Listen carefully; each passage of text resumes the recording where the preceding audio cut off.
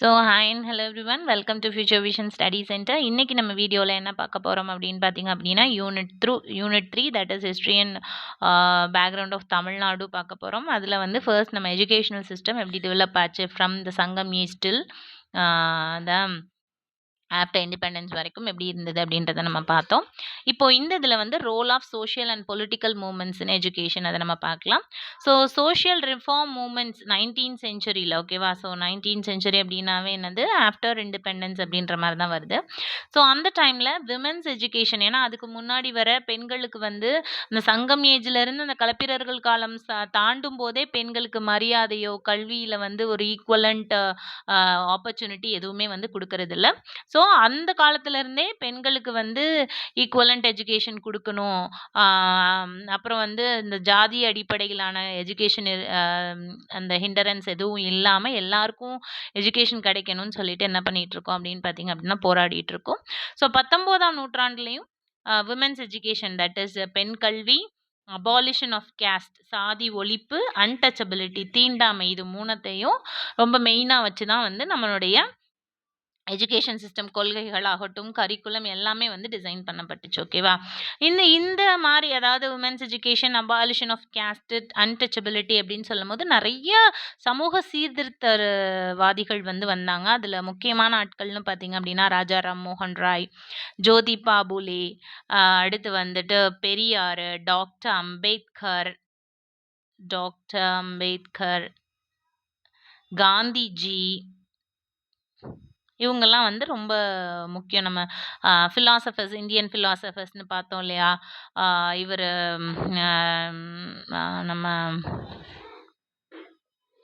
நம்ம ரவீந்திரநாத் தாகூர், அதுக்கப்புறம் பார்த்தீங்க அப்படின்னா அந்த அரபிந்தோ, இவரெல்லாம் நம்ம செகண்ட் யூனிட்ல பார்த்தோம் இல்லையா? அந்த ஃபிலாசபர்ஸ் அப்படின்னு சொல்லி காந்தி, தாகூர், விவேகானந்தா, கிருஷ்ணமூர்த்தி, அரபிந்தோ, இவங்க எல்லாருமே வந்துட்டு சமூக சீர்திருத்தவாதிகள் தான். அவங்க வந்து எஜுகேஷன்ல மாற்றங்கள் கொண்டு வரணும்னு போராடினவங்க தான், ஓகேங்களா? தலைவர்கள்னு பார்த்தீங்கன்னா ராஜா ராம்மோகன் ராய், காந்திஜி, இவங்கெல்லாம் ரொம்ப முக்கியமான ஆட்கள். இவங்கெல்லாம் ரொம்ப இந்த சமூக சீர்திருத்தத்துக்கு வந்து நிறைய கான்ட்ரிபியூட் பண்ணியிருக்காங்க, ஓகேவா? அடுத்தது பார்த்தீங்க அப்படின்னா திராவிடியன் மூவ்மெண்ட் வந்து அதாவது திராவிட கழகங்கள்னு சொல்லுவாங்க. அவங்க வந்து ஆன்டி பிரமானிக்கல் டாமினன்ஸை வந்து சொல்லியிருக்காங்க. அதாவது பிராமணர்கள் தான் வந்து அந்த காலத்தில், அதாவது வேத காலம்னு வந்தோடனே சான்ஸ்கிரிட்டும் பிராமின்ஸும் வந்து டாமினேட் பண்ண ஆரம்பிச்சிட்டாங்க சொசைட்டியை எல்லா ஆஸ்பெக்ட்ஸ்லையுமே. நம்ம எஜுகேஷன் படிக்கிறதுனால எஜுகேஷனில் அவங்க சொல்லி கொடுக்குற நிலமையில இருக்காங்க, நம்ம கற்றுக்கிற நிலமையில இருந்ததுனால எப்பயுமே அவங்க டாமினன்ஸ் தான் அதிகமாக இருந்தது. அவங்க குலத்தை சார்ந்தவங்க தான் பெரிய பெரிய சமூகத்துல பெரிய நிலைமையில இருந்தாங்க. மத்த குலத்தை சார்ந்தவங்களுக்கு யாருக்கும் அந்த வாய்ப்பு கிடைக்கவே விடல. அதுதான் வந்து பிராமண மேலாதிக்கம் அப்படின்னு சொல்லி சொல்றாங்க.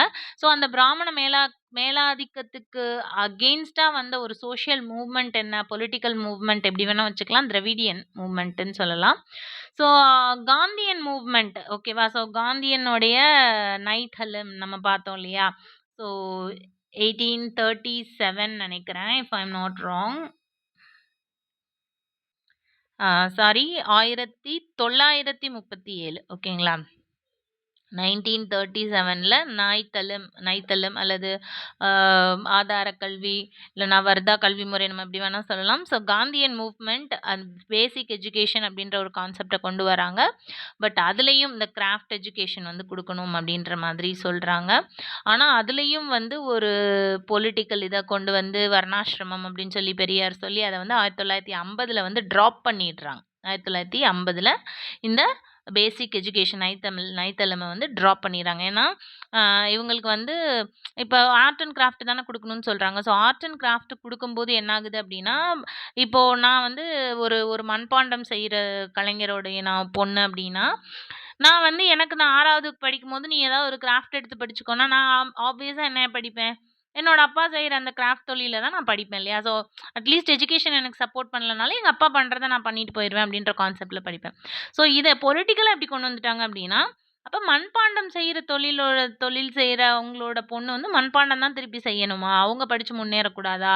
இந்த எஜுகேஷன் சிஸ்டம் வந்து அந்த மாதிரி ஒரு கான்செப்டை தான் வந்து என்கரேஜ் பண்ணுற மாதிரி இருக்குது அப்படின்னு சொல்லி 1950ல் வந்து அதை விட்டுட்டாங்க, ஓகேவா? ஸோ காந்தியின் தொழில்நுட்பம் மற்றும் பயன்பாட்டு கல்வியை வலியுறுத்தியது 1937ல ரொம்ப ஃபேமஸா போச்சு. ஆனா 1950ல வந்து அத ட்ராப் பண்ணிட்டாங்க. ஓகேவா? அதே மாரி Dalit movement emphasised educational empowerment and fight discrimination. So நான் ஆல்ரெடி சொன்னேன் இல்லையா? நம்ம கான்ஸ்டிடியூஷன்லேயே வந்து என்ன சொல்ட்டாங்க அப்படின்னா, பிற்படுத்தப்பட்டோர் மைனாரிட்டீஸ் வந்து அவங்க நலனுக்காக அவங்க ஸ்கூல்ஸ் கூட ஆரம்பிச்சுக்கலாம் அப்படின்ற மாதிரி கான்செப்ட்லாம் நம்ம கான்ஸ்டிடியூஷன்லேயே இன்க்ளூட் ஆயிடுச்சு. ஓகேவா? ஸோ அந்த வகையில வந்து அ தலித் மூவ்மெண்ட்ஸ் ஓகேங்களா? ஸோ தலித்னா அ சொசைட்டில ஒதுக்கப்பட்டவர்கள். அவங்க வந்து இந்த எஜுகேஷன empowerment and fight discrimination okay வன்முறை மற்றும் புறக்கணிப்பை தவிர்க்கிறதுக்கு இந்த கல்வியை வந்து ஆயுதமாக பயன்படுத்துறாங்க. சோஷியல் மூவ்மெண்ட்ஸ் வந்து அதுக்கெல்லாம் வருது அப்படின்னு சொல்றாங்க. அதே மாதிரி women movements lead to increased awareness and access of female literacy அப்படின்னு சொல்றாங்க. ஸோ ஃபீமேல் லிட்ரஸியை பொறுத்த வரைக்கும் நிறைய பெண்களுக்கு கல்வி கொடுக்கணும் அப்படின்ற மாதிரி நிறைய ரிசர்வேஷன்ஸ் இப்போ கூட புதுமை பெண் திட்டம் அப்படின்னு சொல்லிட்டு ஒரு இது கொடுத்துருக்காங்க நம்ம NEP 2020ல. அதாவது வந்துட்டு 12th வரையும் கவர்மெண்ட் ஸ்கூலில் படிச்சுட்டு காலேஜ் வந்து போனாங்க அப்படின்னா அவங்களுக்கு மந்த்லி 1000 ருபீஸ். ஓகேவா? எதுக்கு அப்படின்னா அவங்கள வந்து அந்த மேற்கல்வியை தொடர வைக்கிறதுக்கு அவங்கள வந்து என்கரேஜ் பண்ற விதமா அதுதான் புதுமை பெண் திட்டம் அப்படின்னு சொல்லிட்டு இப்போ வரைக்குமே பெண் கல்விக்கு உரிமை கொடுக்குற மாதிரி தான் வந்து எஜுகேஷன் சிஸ்டம் இருக்கு. National movement and education become tool for national awakening. Okay, so national awakening okay ஒரு நாடு தமிழ்நாடு மட்டும் கிடையாது, நாட்டுக்கே ஒரு விழிப்புணர்வு கருவியா என்னதான் மாறுச்சு அப்படின்னு பார்த்தீங்க அப்படின்னா கல்வியா மாறுச்சு. ஸோ எல்லாருமே அது பொலிட்டிக்கல் மூவ்மெண்ட்டாக இருக்கட்டும், சோஷியல் மூவ்மெண்ட்டாக இருக்கட்டும், எல்லாருமே எதுக்கு இம்பார்ட்டன்ஸ் கொடுக்குறாங்க அப்படின்னு பார்த்தீங்கன்னா கல்விக்கு வந்து இம்பார்ட்டன்ஸ் கொடுக்குறாங்க. Post independence reforms Kothari commission ரொம்ப ரொம்ப முக்கியம். கோத்தாரி கமிஷன் 1964 to 66 அவங்களுடைய ரிப்போர்ட் வந்து 67ல சப்மிட் பண்றாங்க. நிறைய பரிந்துரை வந்து பண்ணியிருக்காங்க. Even national policy of education கொண்டு வரணும்னு சொன்னதே வந்து நம்ம கோத்தாரி குழு தான். ஓகேங்களா? ஸோ அதனால இதை வந்து என்னன்னு சொல்றாங்க அப்படின்னா எஜுகேஷன் ஃபார் நேஷனல் டெவலப்மெண்ட் அப்படின்னு சொல்றாங்க. ஸோ எஜுகேஷன் வந்து நேஷனல் டெவலப்மெண்ட்டுக்கு ஒரு கருவி. நான் முன்னாடி சொன்ன மாதிரி அதை தான் வந்து கோத்தாரி கமிஷனும் சொல்றாங்க. ஸோ தேசிய வளர்ச்சிக்கான கல்வி அப்படின்ற ஒரு நோக்கத்தோட வந்து கரிக்குலம் எல்லாமே நம்ம டிசைன் பண்ணணும். கொடுக்குற அந்த ஸ்கீம்ஸ் எல்லாமே வந்துட்டு இதை பேஸ் பண்ணி இருக்கணும் அப்படின்னு சொல்றாங்க.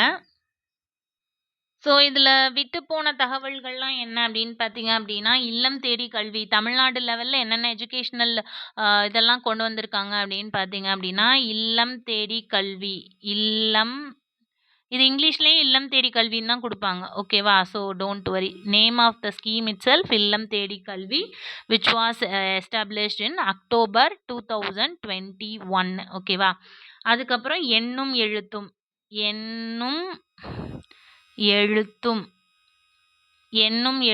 தமிழ்லையும் எழுதிக்கோங்க.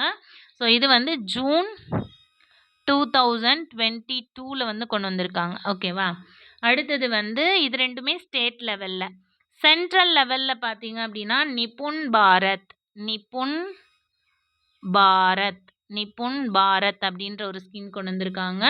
ஸோ இதோட எந்த ஸ்கீமுக்கு என்ன இம்பார்ட்டன்ஸ் அப்படின்னு பார்த்தீங்க அப்படின்னா 3லேருந்து 9 வயசு வரைக்கும் இருக்கிறவங்களுக்கு வந்து ரீடிங் ரைட்டிங் நியூமரசி கொடுக்கணும். ரீடிங் ரைட்டிங்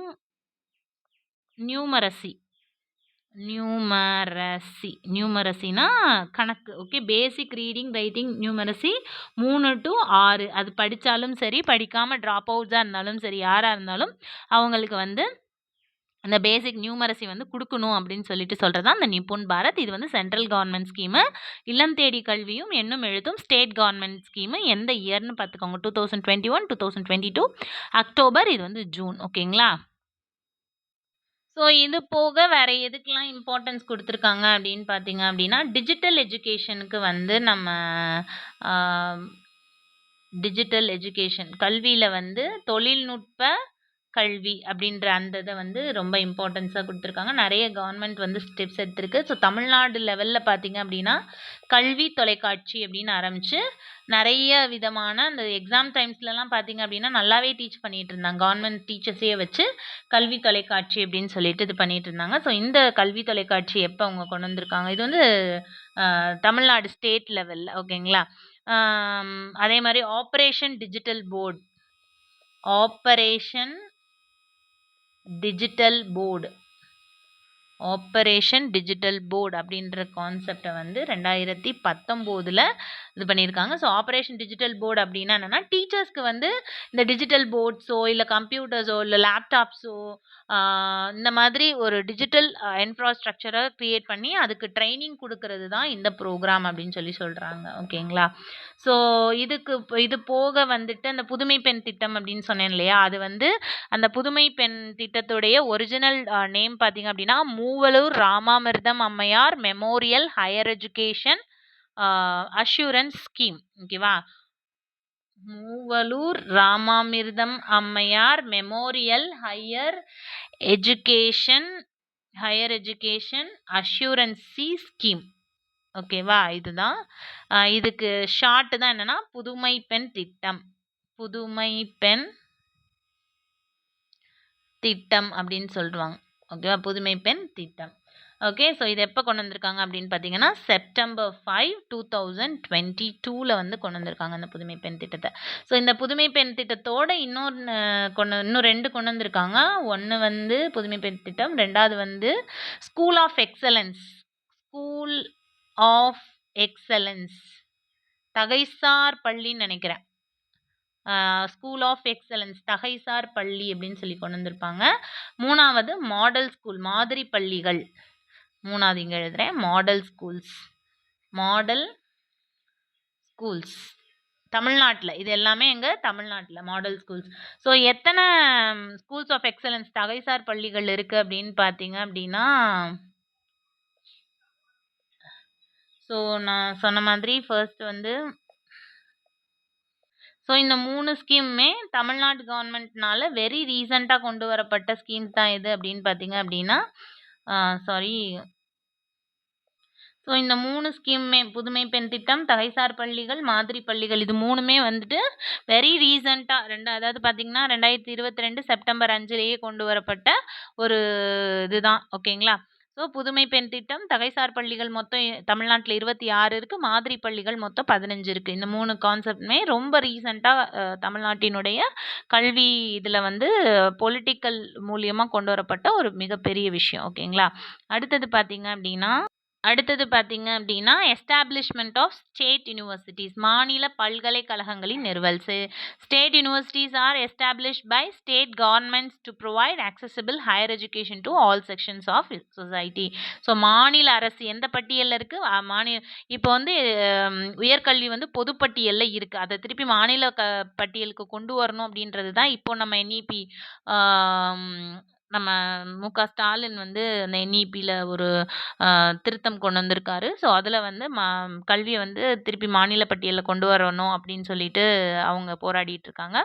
ஸோ அதில் மாநில அரசுகளால் நிறுவப்படும் பல்கலைக்கழகங்கள் அனைத்து சமூகத்தினருக்கும் உயர்கல்வி அமைக்கக்கூடிய வகையில் இருக்கணும் அப்படின்னு சொல்கிறாங்க.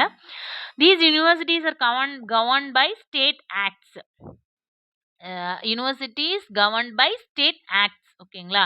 அதாவது மாநில சட்டங்களின்படி நிர்ணயிக்கப்படுகிறது. அந்தந்த மாநிலங்களில் இருக்கிற பல்கலைக்கழகங்கள் அந்தந்த மாநில சட்டத்திட்டங்களுக்கு உட்பட்டது அப்படின்னு சொல்கிறாங்க, ஓகேவா. So the aim is to decentralized higher education and promote regional education development. So இப்போ உயர்கல்வியோட மிகப்பெரிய நோக்கமே என்ன இருக்குது, சென்ட்ரலில் இருக்கிற அந்த ஹையர் எஜுகேஷன் இதை வந்து அந்தந்த மாநிலங்களுக்கு ஏற்ற மாதிரி மாற்றணும் அப்படின்றது இப்போ எய்மாக போயிட்டுருக்கு. உயர்கல்வியின் பிரதேசமயமாக்கப்பட்ட வளர்ச்சிக்கும் பிராந்திய கல்வி மேம்பாட்டிற்கும் உதவுவதே இந்த உயர்கல்வியின் நோக்கம் அப்படின்னு சொல்கிறாங்க. So they cater to regional they cater to regional linguistic and cultural diversity. Okay, so இந்த யூனிவர்சிட்டியோடைய அந்த எஜுகேஷனல் ஹையர் எஜுகேஷன் கொடுக்கறதுக்கு என்ன எய்ம், அதனுடைய கலாச்சார பன்முகத்தன்மையை வந்து எல்லாருக்கும் they just cater அப்படின்னா ஒன்றிணைக்கிறது. ஓகேவா? ஸோ அந்த இந்த பல்கலைக்கழகங்கள் மூலயமா கொடுக்கப்படுற கல்வி வந்து regional and linguistic and cultural டைவர்சிட்டியை ஒருங்கிணைக்கிற மாதிரி இருக்கு. அதாவது அந்த டிஃபரன்ஸ் ஆஃப் ஒப்பீனியனையும் differences of being among the ஸ்டூடெண்ட்ஸையும் கலையிற மாதிரி இருக்கு அப்படின்னு சொல்றாங்க. Example include university of Madras. University of Madras 1837, university of Mumbai and university Osmania university. Okay, so உதாரணமாக சென்னை பல்கலைக்கழகம், மும்பை பல்கலைக்கழகம், ஓஸ்மானியா பல்கலைக்கழகம் ஆகியவை குறிப்பிடத்தக்கன. ஓகே, ஸோ சென்னை பல்கலைக்கழகம் even though it is situated in Chennai, many அந்த நிறைய கல்ச்சுரல் டைவர்சிட்டி வந்து அந்த பல்கலைக்கழகத்துக்குள்ளே இருக்குது. ஆனால் அங்கே ஒரு எஜுகேஷன் நடந்துட்டு தான் இருக்கு இல்லையா? ஸோ இந்த மாதிரி ஒரு கல்ச்சுரல் டைவர்சிட்டியை கேட்டர் பண்ணுற ஒரு பிளேஸாக தான் வந்து யூனிவர்சிட்டி இருக்குது அப்படின்னு சொல்லிட்டு ஒரு 3 எக்ஸாம்பிள் வந்து கொடுத்துருக்காங்க. ஓகேங்களா? ஸோ நான் இப்போ வந்து சில பல்கலைக்கழகத்தினுடைய பெயர், அது இருக்கிற இடம் அண்ட் அதனுடைய எஸ்டாப்ளிஷ்டு இயர், எந்த இயரில் எஸ்டாப்ளிஷ் ஆச்சு அப்படின்னு சொல்லிட்டு சொல்கிறேன். ஸோ மொத்தம் வந்து தமிழ்நாட்டில் 22 பல்கலைக்கழகங்கள் உள்ளன. ஓகேவா? ஸோ அதில் ரொம்ப முக்கியமானது ஒரு 5-6 மட்டும் நம்ம பார்த்துக்கலாம். எனிவே எல்லாத்தையும் நம்மளால ஞாபகம் வச்சுக்க முடியாது. ஓகேவா? ஸோ நான் ஆல்ரெடி சொன்ன மாதிரி இருக்கிறதுலையே ரொம்ப ஓல்டு அப்படின்னு பார்த்தீங்க அப்படின்னா Chennai university of Madras. University of Madras. ஓகேங்களா? யூனிவர்சிட்டி ஆஃப் மெட்ராஸ் எங்கே இருக்குது அப்படின்னு பார்த்தீங்கன்னா சென்னை. என்ன இயர் அப்படின்னு பார்த்தீங்க அப்படின்னா 1857. சாரி, 37ன்னு சொல்லியிருப்பேன். 1857. ஓகேவா? ரெண்டாவது அண்ணாமலை யூனிவர்சிட்டி. அண்ணாமலை யூனிவர்சிட்டி. ஓகேங்களா? ஸோ அண்ணாமலை யூனிவர்சிட்டி எங்கே இருக்குது? சிதம்பரம். ஏன் நான் இதோட கொடுக்குறேன் அப்படின்னா சில கொஷின்ஸ் வந்திருக்கு இதுக்கு முன்னாடி, இந்த யூனிவர்சிட்டி எங்கே இருக்குது அப்படின்றது வந்து வந்திருக்கு. அதனால் 1929. ஓகேங்களா? அதுக்கப்புறம் மதுரை காமராஜ் யூனிவர்சிட்டி மதுரையில் தான் இருக்குது. அதெல்லாம் பெருசாக கேட்க மாட்டாங்க. பாரதியார் அண்ட் பாரதிதாசன். பாரதியார் வந்து கோயம்புத்தூர், கோவை. பாரதிதாசன் வந்து திருச்சி. பாரதிதாசன் வந்து திருச்சி. ஓகேவா? திருச்சி. ஸோ பாரதிதாசன், பாரதியார் யூனிவர்சிட்டி வந்து ரெண்டுமே ஒரே இயர் தான், 1982 தான். ஓகே, ஸோ நான் கன்ஃபியூஸாக கேட்குறக்கு வாய்ப்பு இருக்கிற இது மட்டும் சொல்கிறேன். அடுத்து மதர் தெரசா உமன்ஸ் யூனிவர்சிட்டி. தமிழ்நாட்டில் இருக்க ஒரே பெண்கள் பல்கலைக்கழகம் எது அப்படின்னு பார்த்தீங்க அப்படின்னா உமன் தெரசா உமன்ஸ் யூனிவர்சிட்டி எங்கே இருக்குது அப்படின்னு பார்த்தீங்க அப்படின்னா கொடைக்கானலில் இருக்குது. ஓகே, ஸோ எந்த இயர் எஸ்டாப்ளிஷ் பண்ணியிருக்காங்க? 1984 வந்து எஸ்டாப்ளிஷ் பண்ணியிருக்காங்க. ஓகேவா? ஸோ அடுத்து அழகப்பா யூனிவர்சிட்டி காரைக்குடியில் இருக்குது, 1985. மனோன்மணியம் சுந்தரனார் கேட்குறக்கு வாய்ப்பு இருக்குது. ஏன்னா மனோன்மணியம் இப்போ கூட ஒரு ஒரு பொண்ணு வந்து ஆளுநர் கையில் இது வாங்காமல், பட்டம் வாங்காமல் வேற ஒருத்தவங்க கையில் வாங்கிட்டு போச்சு, அந்த ஹெட் ஆஃப் த யூனிவர்சிட்டி அவர் கையில். ஸோ இது கேட்குறக்கு வாய்ப்பு இருக்குது. மனோன்மணியம் சுந்தரனார். ஓகேவா? மனோன்மணியம் சுந்தரனார், திருநெல்வேலி, டிவிஎல். ஓகே, எப்போ எஸ்டாப்ளிஷ் ஆயிருக்குன்னா 1990களில். ஓகேவா? So Periyar university Salem. Periyar university Salem எப்போ இதாக இருக்குது அப்படின்னு பார்த்தீங்கன்னா 1997. ஓகே, அடுத்து வந்துட்டு அண்ணா யூனிவர்சிட்டி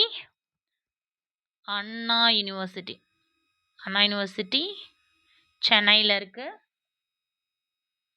1978. ஓகேங்களா? Okay, so Tamil Nadu MGR medical university, அதுவும் சென்னையில் தான் இருக்குது, 1987. ஓகேவா? ஸோ தமிழ்நாடு டாக்டர் அம்பேத்கர் லா யூனிவர்சிட்டி வந்து 1997. மனோன்மணியம் சுந்தரனார் அதுவும் டாக்டர் அம்பேத்கர் லா யூனிவர்சிட்டி ரெண்டும் ஒரே இயர். ஓகேங்களா? ஸோ அதுக்கப்புறம் பார்த்தீங்க அப்படின்னா Tamil Nadu music and fine arts யூனிவர்சிட்டின்னு 2013 சென்னையில் ஆரம்பிச்சிருக்காங்க. அது கொஞ்சம் ரீசெண்ட்டு.